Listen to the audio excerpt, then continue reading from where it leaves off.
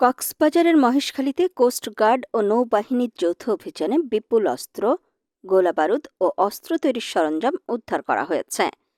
অভিযানে জিয়া বাহিনীর ৯ সদস্যকে আটক করা হয়। ১৮ অক্টোবর দুপুর ১২টার দিকে উপজেলার কালারমাঠ ছড়ার সামিরা ঘোনা, মোহাম্মদ শাহ ঘোনা, নয়াপাড়া ও টেকপাড়া এলাকায় এ অভিযান চালানো হয়। কোস্টগার্ডের মিডিয়া কর্মকর্তা লেফটেন্যান্ট কমান্ডার সিয়ামুল হক এ বিষয়টি নিশ্চিত করেন। কোস্টগার্ড জানায়, গোয়েন্দা তথ্যের ভিত্তিতে জানা গেছে যে মহেশখালীর কালারমাঠ ছড়ায় একদল ব্যক্তি অস্ত্রের মুখে স্থানীয় সাধারণ জনগণকে জিম্মি করে তাদের লবণের মাঠ ও চিংড়ির ঘোনা অবৈধভাবে দখল করেছে।